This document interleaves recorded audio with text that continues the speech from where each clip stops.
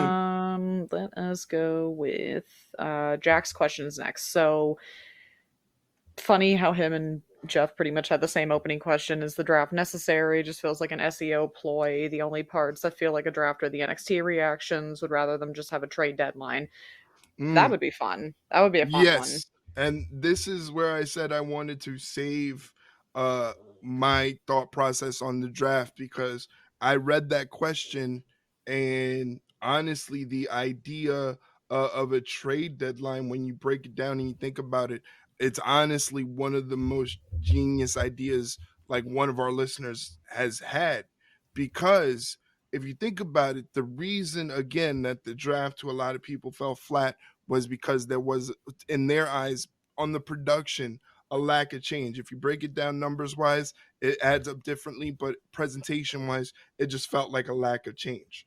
And the reason is because, like I said earlier, getting drafted in sports is a change. You go from Yeah. high school, college ball to pro ball. It is a big change. So you see a different environment. That's what people wanted to see. A trade deadline is almost perfect because it guarantees that there has to be a change.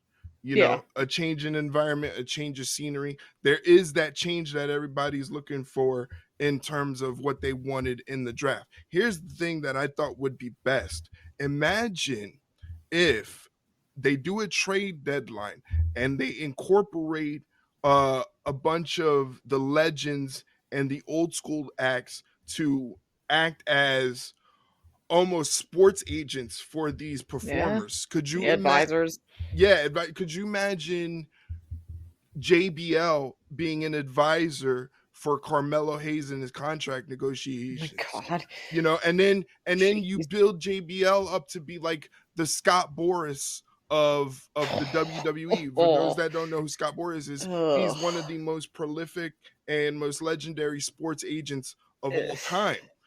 His client list is spectacular in terms of revenue and what his client list brings in. Imagine if they position someone like JBL to be like the Scott Boris of the WWE. Thus, he starts building a stable of clients, almost Yeah.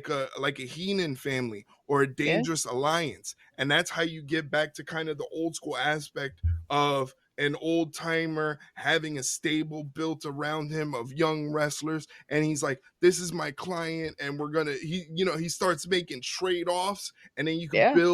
you could build storylines of someone getting traded from the JBL squad, and they can't retaliate because they're going to a new brand, Hmm. and he works for this brand. There's so many The drama. avenues. Yeah, it's so many avenues you can go with the trade deadline, because again, if you do a trade deadline, it guarantees moves have to be made. Nobody stays on the same brand. There Yep. has to be some switch around. You could do interpromotional trades, like three-way trades between NXT, SmackDown, and Raw. I mean, it's a brilliant, brilliant idea. It really is. I mean, you said it perfectly. I don't really have anything to add on that one. Just the amount of drama it could create would be insane. The agent idea of, like, JBL being one, Medusa being one, and working with Yeah. like Damage Control because she has a close connection to Japanese wrestling for the Hmm. women, so they trust her. So you bring Medusa into the fold, Alundra Blaze, and she Yeah. builds a stable of women performers. I mean, it's like there's so many things you could do there. The trade deadline idea is probably what WWE was aiming for with the draft. It's Yeah. just the execution didn't fit. Like you said, on paper, plenty of draft picks moved around, went different places. It's just the presentation, it didn't feel that way. No, it didn't. Like that that's just a really good idea. That whole trade deadline thing. And then literally imagine the drama and the tension that would happen if we'll like say like Rhea never got hurt. So she's still the champion. Liv's trying to go after her. At the last possible second, Liv gets traded over to SmackDown.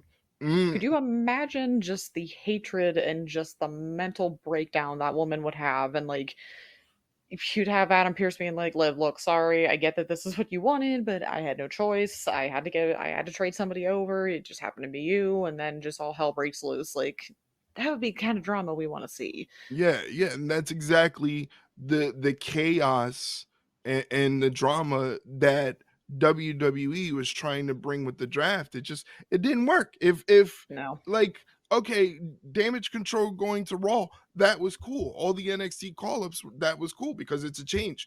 Nobody Yeah. really cares that KO is staying on SmackDown. Yeah.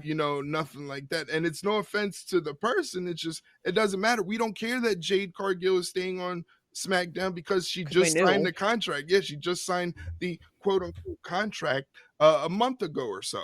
Yeah. Same thing with CM Punk. When he came back, he signed a contract to be exclusive to Raw. So why are we making a big deal that CM Punk is a Raw draft pick? Yeah, some of those are just like telegraphed, and it's just like, why are we even doing this? Mm, Because we know for a fact that if Bianca got drafted to SmackDown, so's Jade, because you're not going to split the tag team up literally right before the pay per view. yeah, yeah. So it's just like you a lot of those just like nothing burgers, basically. Yeah, it was a little silly. Yeah. Just a little silly. But speaking